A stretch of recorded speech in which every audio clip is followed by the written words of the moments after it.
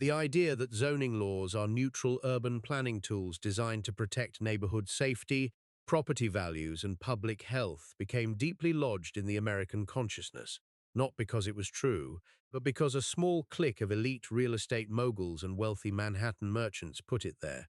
They sold the nation a high-minded narrative of municipal efficiency, urban sanitation, and civic order.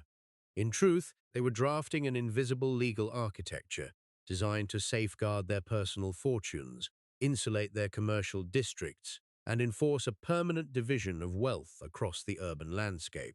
Think about the neighborhood where you live right now. You take it for granted that a heavy industrial factory cannot simply set up operations next door to your home tomorrow morning, or that a massive commercial tower cannot suddenly cast your quiet backyard into perpetual shadow. You assume that local governments have always held the undeniable legal authority to dictate what can be built on every square inch of private land in every city across the nation. But for the first 140 years of American history, that entire regulatory apparatus simply did not exist.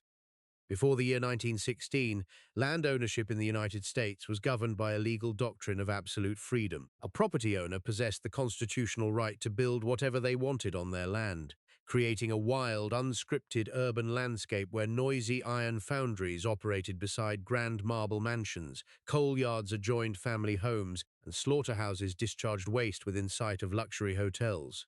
Cities grew organically, dangerously, and without a master plan, driven entirely by individual private enterprise and raw market forces. So how did the nation transition from absolute property freedom to a hyper-regulated modern reality where more than 75% of residential land in major American cities is restricted exclusively to single-family homes? The official story tells us that zoning was created as a harmless public safety measure to preserve light and air in crowded streets.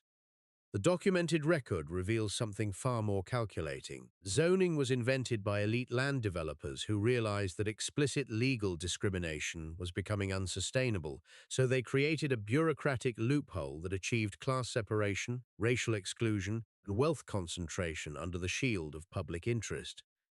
To understand how this invisible system of urban control was built and how it became the silent foundation of modern American life, we have to go back to the explosive, smog-choked streets of early 20th century New York City, where a rapid industrial surge was about to bring the city's ruling elite to a dramatic breaking point. By the early years of the 20th century, New York City was transforming into an unprecedented financial and industrial furnace. Between 1900 and 1915, the population of the metropolis exploded from 3.4 million to well over 5 million people, fed by a massive wave of European immigration and an unprecedented surge in corporate capital. Steam-powered engines, electric lighting, and revolutionary steel frame architecture allowed real estate developers to push the city upward and outward at a pace that terrified traditional civic leaders. But beneath the glittering facade of America's industrial capital, a severe structural crisis was taking shape. Because the city possessed no legal authority to regulate where businesses could operate or how tall structures could be built, the urban landscape began to fold in on itself in a chaotic clash of incompatible uses. The first line of friction emerged in the very heart of Manhattan's elite shopping district along Fifth Avenue. Historically the sanctuary of gilded mansions and high-end retail establishments, the avenue found itself suddenly engulfed with the exclusive expansion of the garment industry. By 1914, more than 100,000 garment workers, predominantly poor Eastern European Jewish and Southern Italian immigrants, were working in the rapidly expanding sweatshops and high-rise lofts south of 34th Street. Every day at noon, tens of thousands of these working-class laborers spilled onto the sidewalks of Fifth Avenue to take their lunch breaks, crowded shoulder to shoulder outside grand department stores and luxury hotels. To the aristocratic merchants who owned those luxury stores, this daily influx was perceived as an existential catastrophe. The wealthy clientele who sustained Fifth Avenue's retail empire began avoiding the district, terrified by the sheer physical density of working-class crowds. Commercial property values along sections of the avenue plummeted by nearly 20% in a matter of months, as elite retail tenants threatened to abandon the corridor entirely. The merchants realized that the unfettered market they had long championed was now allowing industrial developers to build massive loft factories directly above their world-class storefronts. If the industrial invasion threatened commercial profits on the ground, a new engineering marvel threatened to obliterate the value of real estate in the sky.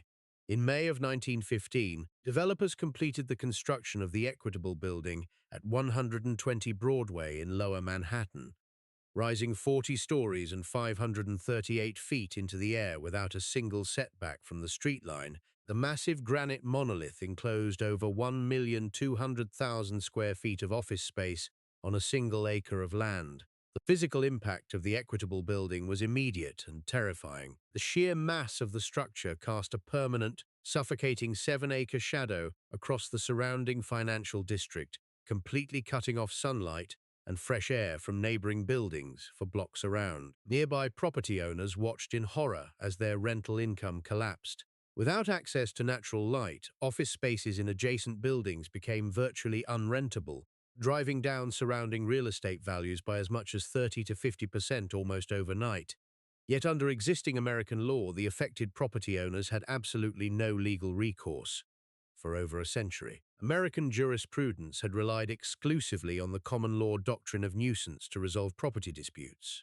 But nuisance law was a blunt, reactive instrument designed only to address direct physical harms, such as a gunpowder factory exploding or a tannery dumping toxic chemical waste onto a neighbor's soil. It could not stop a developer from erecting a legally sound 40-story skyscraper, nor could it prevent a factory owner from filling a residential street with industrial noise and thousands of factory workers. As long as a property owner held title to the dirt, the United States Constitution guaranteed them the unrestricted freedom to maximize every square foot of space they owned, regardless of the destruction left in their wake. The country was confronting a legal crisis it was utterly unequipped to solve. The structural flaw of absolute property freedom had metastasized into an economic war between competing factions of capital, pitting wealthy retail magnates and elite residential landlords against aggressive industrial builders and commercial speculators. The traditional legal system provided no mechanism to prevent a private landowner from destroying the value of an entire district for personal profit. Remember the name of Edward M. Bassett, a sharp Brooklyn lawyer and former congressman who was quietly observing this unfolding chaos from within the municipal apparatus, because he would soon forge the very weapon used to dismantle this legal vacuum. The merchants of Fifth Avenue were desperate. The real estate market in Manhattan was in freefall, and municipal officials admitted that existing laws offered no relief whatsoever. The city government was powerless. And into that vacuum stepped someone the public had never elected. When the traditional mechanisms of American common law proved entirely incapable of halting the southward march of industrial factories along Manhattan's most prestigious commercial corridor, the city's ruling class realized that private lawsuits and informal gentlemen's agreements were no longer sufficient to protect their vast financial empires. They needed a new kind of power, an institutional mechanism that could override the ancient constitutional rights of individual landowners without triggering a popular revolt among the city's working-class majority. The men who gathered in the paneled boardrooms of the Fifth Avenue Association were not ideological reformers or civic visionaries driven by an abstract love for urban design. They were luxury department store owners, aristocratic real estate landlords, and high-stakes commercial investors who saw their property values crumbling under the footfalls of tens of thousands of immigrant garment workers. Led by Robert Grier Cook, a consummate public relations strategist and president of the association, these commercial titans organized themselves into one of the most effective private interest lobbies in American municipal history, determined to weaponize the regulatory apparatus of the state to shield their private investments from the unpredictable turbulence of the free market. The free market had to go. But money and outrage alone could not rewrite the legal DNA of American property ownership. To execute a transformation of this magnitude, the Fifth Avenue merchants needed an operator who possessed a deep, obsessive understanding of municipal law, a man who could take raw corporate anxiety and translate it into pristine, unassailable administrative statutes. They found that man in Edward Murray Bassett. Known today as the father of American zoning, Bassett was an intense, methodical Brooklyn attorney with a calm demeanor and a razor-sharp intellect that concealed an uncompromising vision of corporate and administrative order. Born in Massachusetts in 1863 and educated at Amherst College and Columbia Law School, Bassett had spent decades navigating the tangled intersection of public power and private capital, serving a term in the United States House of Representatives before taking the reins of New York's powerful Public Service Commission. It was during his tenure overseeing the expansion of the city's complex subway network that Bassett discovered his true talent. He realized that the most permanent forms of social control are never established through military force or dramatic legislative proclamations, but through the quiet, technical mechanics of administrative regulations that the general public finds far too boring to understand. That was his genius. Bassett was fascinated by the unseen legal geometry of the city, believing with ideological fervor that an unguided urban environment was an inefficient, chaotic waste of human and financial resources. While the public viewed land ownership as an absolute personal right, anchored in centuries of Anglo-American common law, Bassett viewed the city as a massive, single machine that required a centralized engineering team to regulate its legal inputs and economic outputs. He possessed an extraordinary, almost terrifying capacity for bureaucratic detail, spending endless hours analyzing property deeds, tax assessments, transit maps, and street grid profiles to map out how state power could be subtly inserted between a property owner and their land. Where others saw a vibrant, unpredictable metropolis of competing interests, Bassett saw an urgent problem of legal discipline. He recognized that if the state could establish the legal precedent to dictate how private land was used, it would grant municipal authorities and their corporate allies an uncheckable, permanent lever over the social and economic composition of every neighborhood in the city. Property rights were quietly dying. The alliance between Edward Bassett and the merchants of the Fifth Avenue Association was an unholy union of elite capital and administrative brilliance. The merchants provided the deep financial reserves, the political connections, and the high-powered media influence, while Bassett provided the legal architecture and the intellectual justification. Together, they embarked on a systematic campaign to fundamentally redefine the relationship between the American citizen, the local government, and private property. In his authoritative history of early American land planning titled Zoned American, urban historian Seymour Toll documents how the Fifth Avenue Association financed extensive research commissions and hired prominent legal experts to craft a narrative that transformed a selfish commercial bailout into a noble public crusade. Toll reveals that in public testimony and published press releases, Cook and Bassett carefully framed their proposals around the universally accepted values of urban sanitation, public health, fire safety, and the preservation of sunlight for the city's children.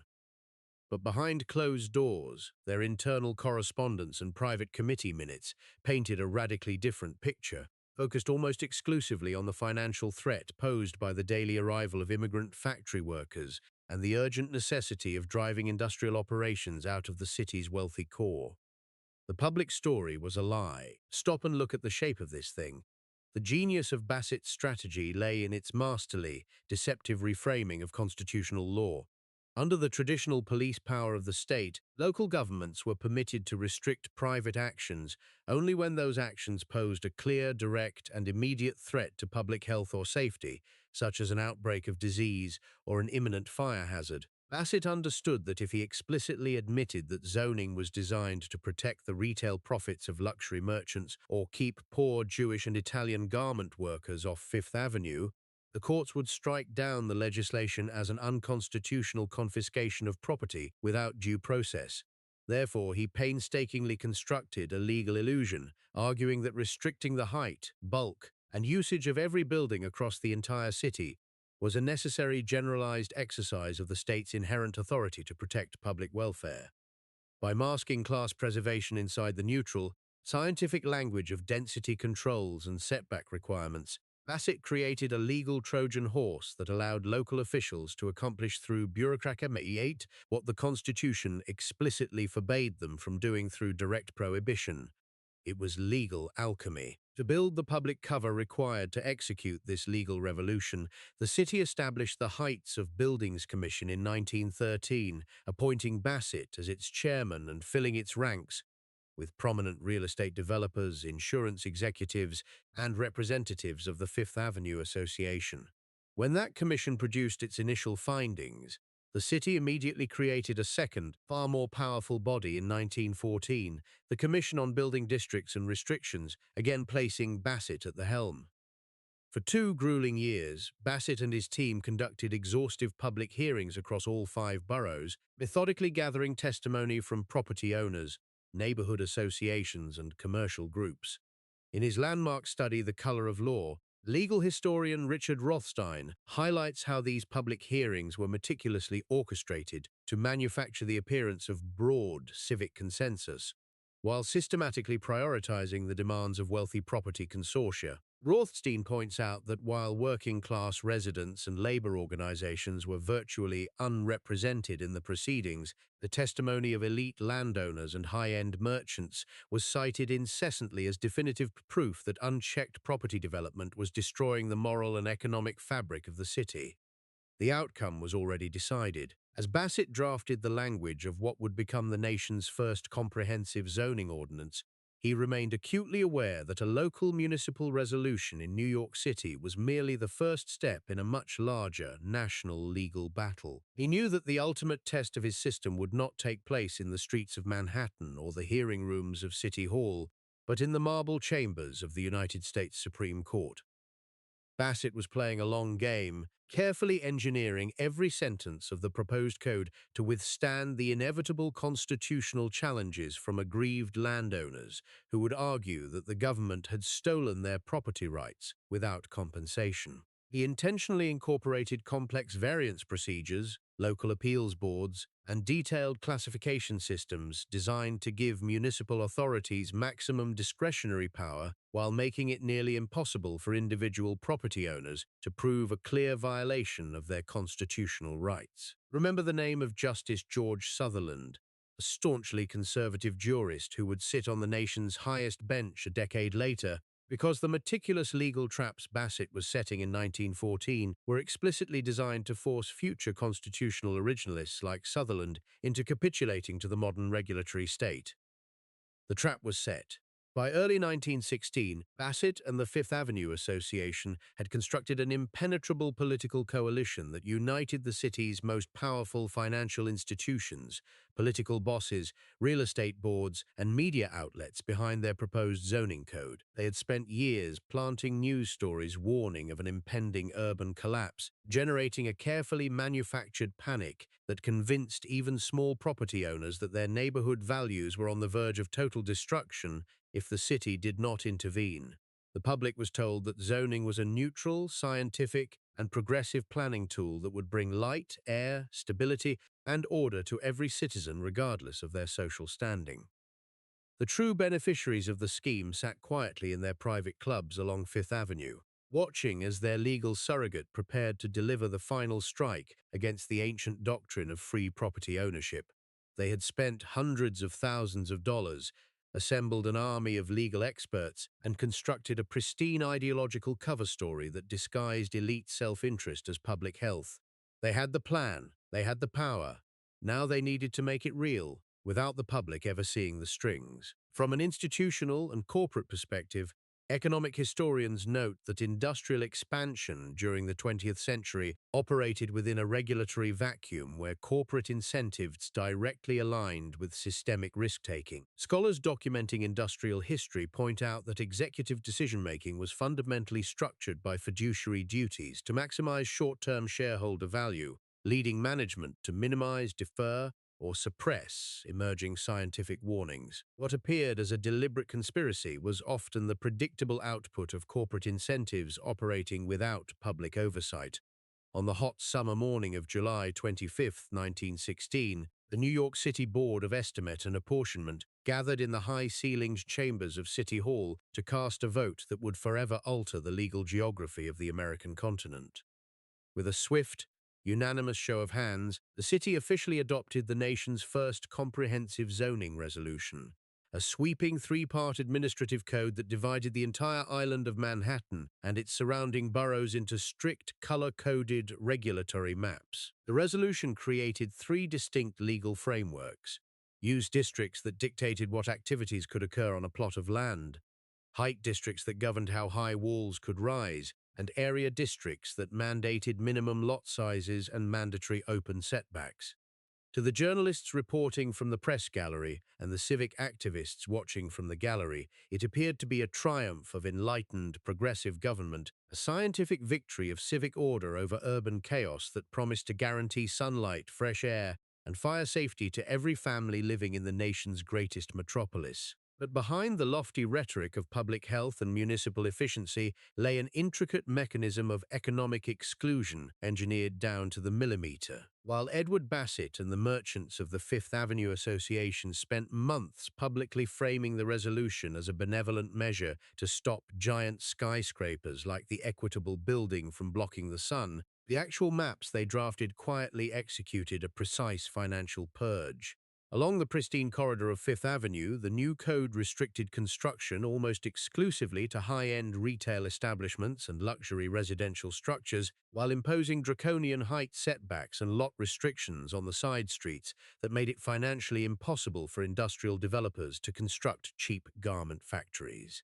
The immigrant tailors, seamstresses, and pressers who had spent a decade taking their lunch breaks along the avenue were not driven away by police batons or explicit racial bans. They were driven away by a series of technical geometric formulas that made the land beneath their sewing machines too expensive to occupy.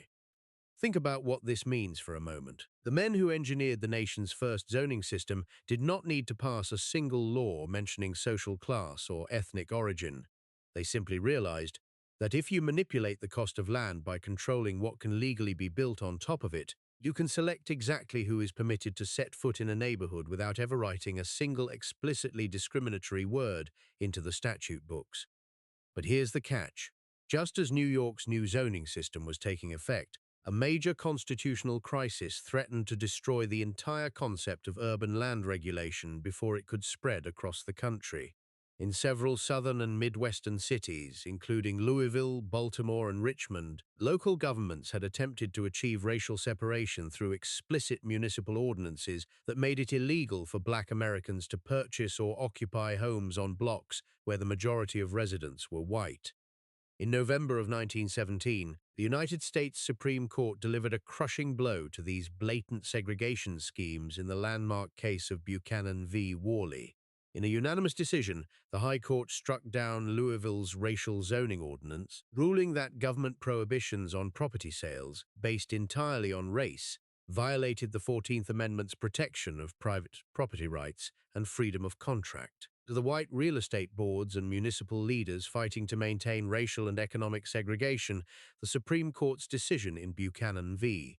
Worley appeared at first to be a devastating setback, but as legal scholars and urban planners studied the fine print of the ruling, they quickly recognized that Edward Bassett's New York model offered an unassailable legal loophole. If the Constitution forbade local governments from banning citizens based on their race, municipal officials could simply use zoning to ban lower-income housing types altogether. By prohibiting multi-family apartment buildings, duplexes, and affordable rental units, and mandating that entire neighborhoods be restricted exclusively to expensive single-family homes on massive lots, cities could achieve absolute racial and class exclusion under the legally protected guise of preserving neighborhood character. Class became the legal proxy for race, and economic restriction achieved precisely what racial statutes could no longer enforce. The power of this new administrative weapon did not remain confined to New York City for long. In 1921, Secretary of Commerce Herbert Hoover, a man obsessed with industrial standardization and national economic efficiency, recognized that the chaotic patchwork of local real estate laws was creating friction for national capital. Hoover established the Advisory Committee on Zoning within the Department of Commerce and appointed Edward Bassett as its chief legal architect. Working out of Washington, Bassett and a small team of real estate lawyers drafted the Standard State Zoning Enabling Act, a plug-and-play legal blueprint published in 1922 and revised in 1926. This standardized document was designed for state legislatures across the country to adopt verbatim, granting municipalities blanket constitutional authority to partition their land into restrictive, single-purpose zones. Within 5 years of its publication, more than 40 state legislatures had passed the Enabling Act, and over 500 cities had adopted zoning codes derived directly from Bassett's template. Yet, despite its rapid proliferation across the country, the ultimate legal legitimacy of American zoning still rested on treacherous constitutional ground. Aggrieved landowners whose property values were decimated by local zoning boards began filing lawsuits across the nation, setting up the inevitable Supreme Court showdown that Edward Bassett had spent a decade preparing for. That showdown arrived in 1926 with the case of the Village of Euclid v. Ambler Realty Company. The Village of Euclid, a quiet, leafy suburb just east of Cleveland, Ohio, had enacted a comprehensive zoning code that restricted a 68-acre tract of vacant land owned by the Ambler Realty Company, banning commercial and industrial development and prohibiting multifamily apartment structures. Ambler Realty sued the village, presenting overwhelming evidence that the zoning restrictions reduced the value of their property from $10,000 per acre for industrial use down to just $2,500 per acre for residential use. A federal district court ruled in favor of Ambler Realty, flatly declaring that zoning was an unconstitutional confiscation of private property without due process.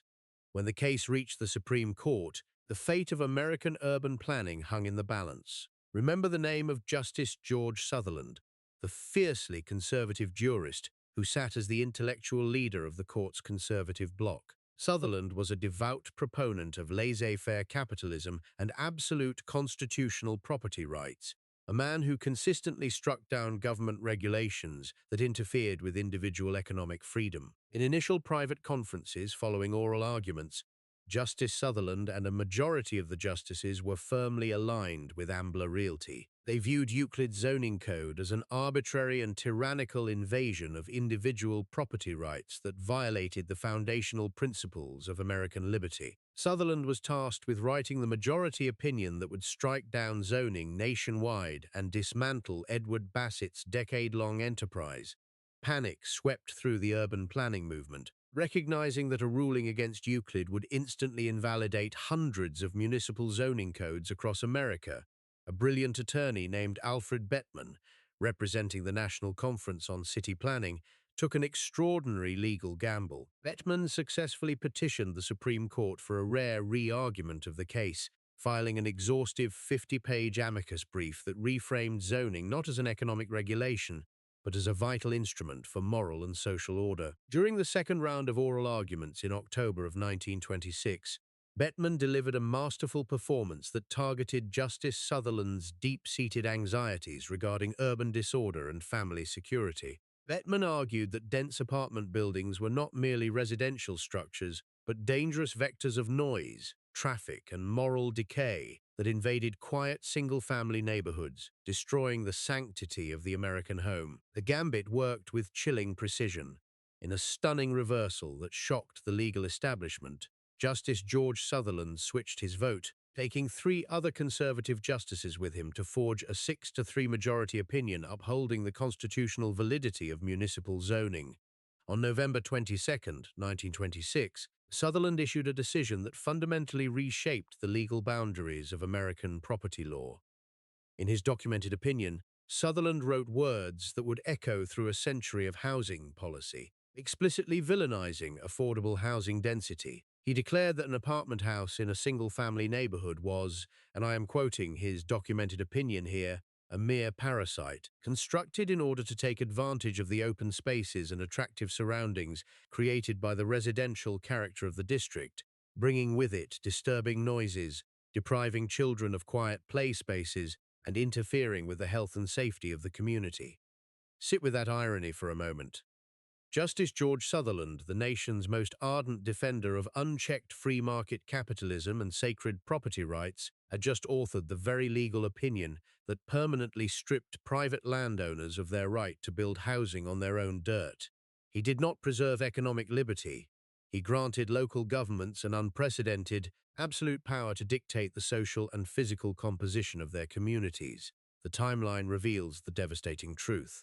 Within 10 short years, a system invented by a handful of wealthy Fifth Avenue store owners to keep immigrant factory workers away from luxury retail counters had been transformed, through federal decree and Supreme Court endorsement, into the supreme law of the land. By the end of 1926, the legal transformation of the American city was complete. The ancient common law principle that an owner held title to their land from the center of the earth to the heights of the heavens had been quietly dismantled and replaced by an administrative surveillance state of permits, variance boards, and exclusionary master plans.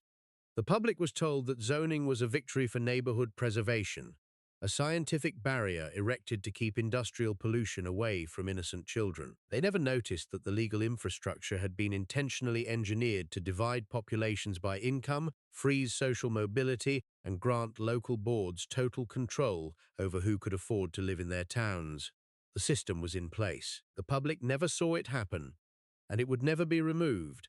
This investigation connects directly to the broader architecture of control we unravel across secret state files, where isolated historical decisions aggregate into the modern system governing our daily lives. What began as a localized legal fix for Manhattan luxury retailers metastasized over the following decades into an inescapable structural cage that dictates the terms of modern American existence. In the years following the Supreme Court's landmark 1926 ruling in Euclid v.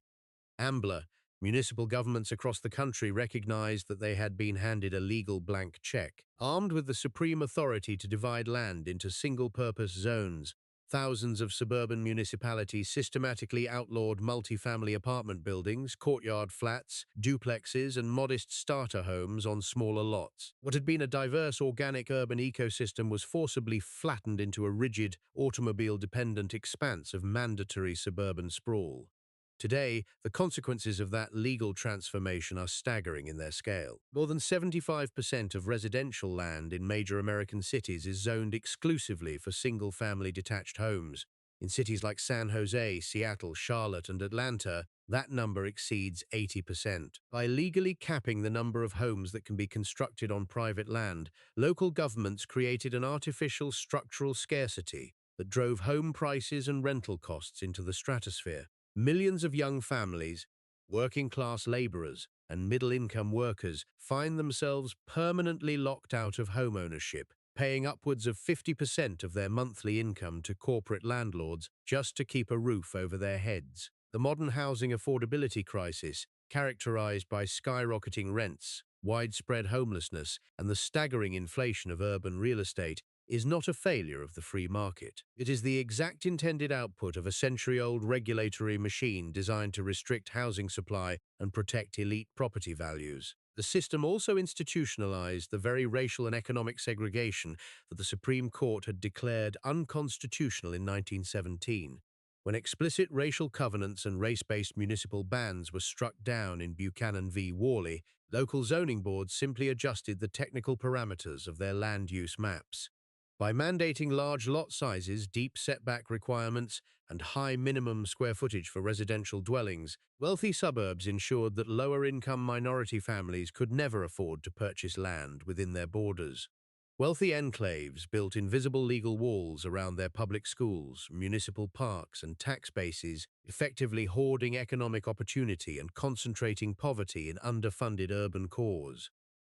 The persistent racial wealth gap in modern America, where white families hold significantly more equity on average than black families, is the direct, calculated product of generational land exclusion written into local zoning codes during the mid-20th century.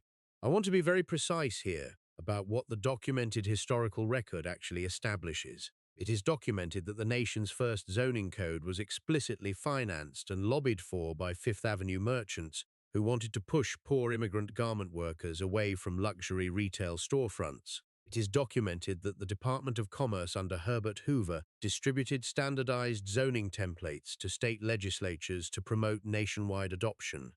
It is documented that the Supreme Court's decision in Euclid v. Ambler explicitly categorized multi-family apartment buildings as parasites invading single-family neighborhoods. What remains debated among modern economists and urban historians is whether the architects of this system fully anticipated the catastrophic housing crisis their regulations would produce a century later, or whether they were simply blinded by short-term corporate greed.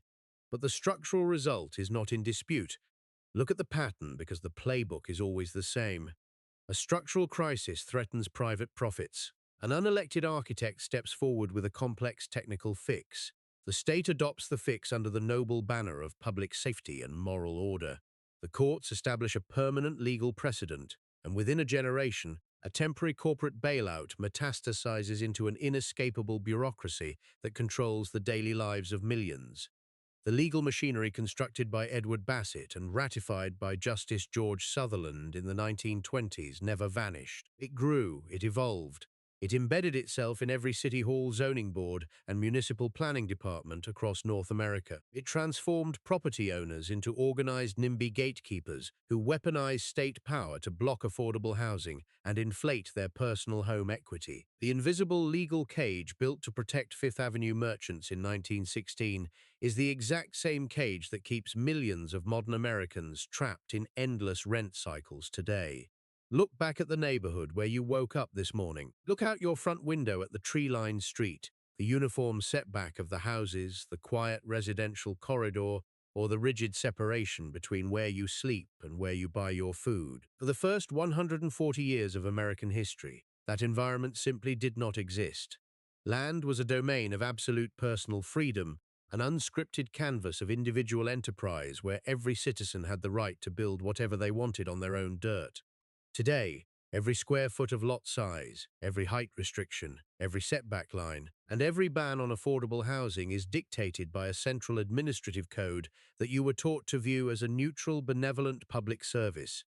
You now know the documented truth behind that illusion. You know that New York City did not invent comprehensive zoning in 1916 to preserve sunlight for children, but to protect the luxury retail profits of Fifth Avenue merchants who were terrified of poor Jewish and Italian garment workers. You know that when the Supreme Court outlawed explicit racial bans in 1917, white real estate boards used Herbert Hoover's standardized zoning templates as a legal proxy to enforce class and racial segregation under the shield of municipal police power. And you know that in 1926, Supreme Court Justice George Sutherland stripped every property owner in America of their constitutional rights by declaring multi-family housing a parasite invading suburban communities. When you look at your city's skyrocketing housing costs, the endless suburban sprawl that forces multi-hour commutes, or the invisible lines that separate underfunded urban cores from wealthy suburban enclaves, you are not looking at the accidental flaws of a free market.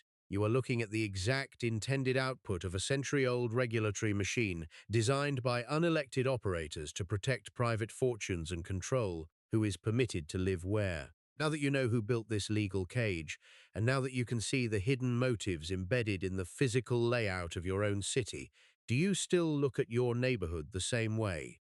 To be intellectually honest, serious urban historians acknowledge that early 20th century industrial cities were facing genuine, dangerous crises of overcrowding, disease, and fire hazards that required some form of municipal coordination. The debate among experts is not whether urban growth required management, but whether the specific exclusionary system engineered by Edward Bassett and his corporate allies was an inevitable necessity or a deliberate hijacking of public power for elite self-interest.